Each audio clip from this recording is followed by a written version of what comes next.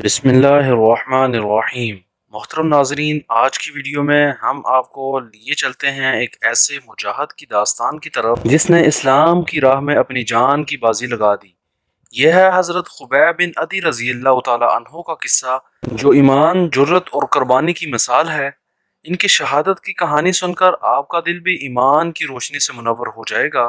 آئیں اس عظیم قربانی کی داستان کو سنتے ہیں اور دیکھتے ہیں کہ کیسے حضرت خبیب بن عدی رضی اللہ تعالی عنہ نے موت کو گلے لگا کر اسلام کی عظمت کو بلند کیا۔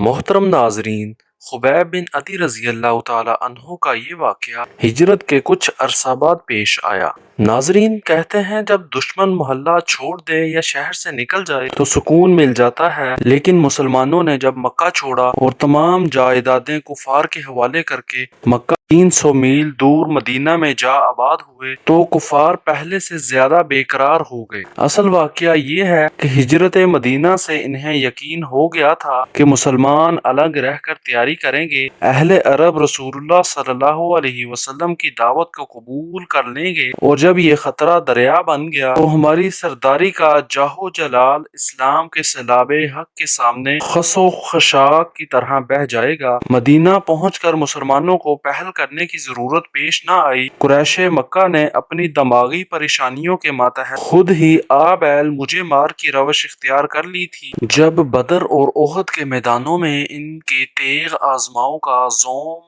باطل بھی ختم ہو گیا تو وہ سازش کے جال بھی بچھانے لگے۔ انہوں نے بنو لیان کے 7 آدمیوں کو رسول اللہ صلی اللہ علیہ وسلم کے پاس بھیجا اور کہلوایا، اگر آپ چند مبلغ عنایت فرما دیں تو ہمارے تمام قبیلے مسلمان ہو جائیں گے۔ رسول اللہ صلی اللہ علیہ وسلم نے عاصم بن ثابت رضی اللہ تعالی عنہ کی ماتحتی میں کل 10 بزرگ صحابہ رضی اللہ تعالی عنہ کا وفد ان کے ساتھ بھیج دیا۔ ایک گھاٹی میں کفار کے 200 مسلح جوان مسلمانوں کے تبلیغی وفد کا انتظار کر رہے تھے۔ جب مبلغین اسلام یہاں پہنچے تو بے نیام تلواروں نے بجلی بن کر ان کا استقبال کیا۔ مسلمان اگرچہ اشاعت قرآن کے لیے گھروں سے نکلے تھے مگر تلوار سے خالی نہ تھے۔ احساس خطرہ کے ساتھ ہی 200 کے مقابلے میں 10 تلواریں نیاموں سے باہر نکلی اور مقابلہ شروع ہو گیا۔ 8 صحابی رضی اللہ تعالی عنہ مردانہ وار مقابلہ کرتے ہوئے شہید ہوئے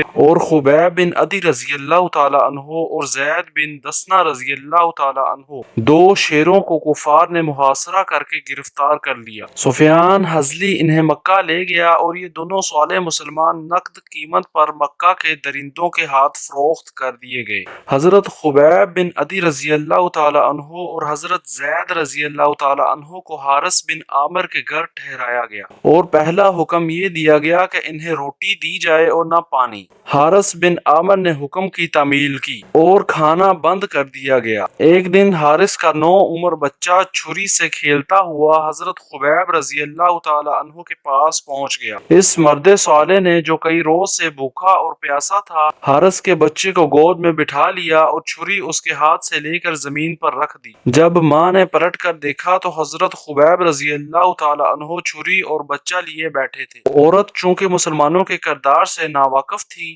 یہ حال دیکھ کر لڑکھڑا گئی اور بے تابانہ چیخنے لگی۔ حضرت خبیب رضی اللہ تعالی عنہ نے عورت کی تکلیف محسوس کی تو فرمایا، بی بی تم مطمئن رہو، میں بچے کو ذبح نہیں کروں گا، مسلمان ظلم نہیں کیا کرتے۔ ان الفاظ کے ساتھ ہی حضرت خبیب رضی اللہ تعالی عنہ نے گود کھول دی۔ معصوم بچہ اٹھا اور دوڑ کر ماں سے لپٹ گیا۔ قریش نے چند روز انتظار کیا۔ جب فاقہ کشی کے احکام اپنے مقصد میں کامیاب نہ ہو سکے تو قتل کی تاریخ کا اعلان کر دیا گیا۔ کھلے میدان میں ایک ستون نصب تھا اور یہ اپنی بے بسی پر رو رہا تھا۔ اس کے چاروں طرف سے بے شمار آدمی ہتھیار سنبھالے کھڑے تھے، بعض تلواریں چمکا رہے تھے، بعض نیزے تان رہے تھے، بعض کمان میں تیر جوڑ کر نشانہ ٹھیک کر رہے تھے کہ آواز آئی، خبیب رضی اللہ تعالی عنہ آ رہا ہے۔ مجمع میں ایک شور محشر بپا ہو گیا، لوگ ادھر ادھر دوڑنے لگے۔ بعض لوگوں نے مستعدی سے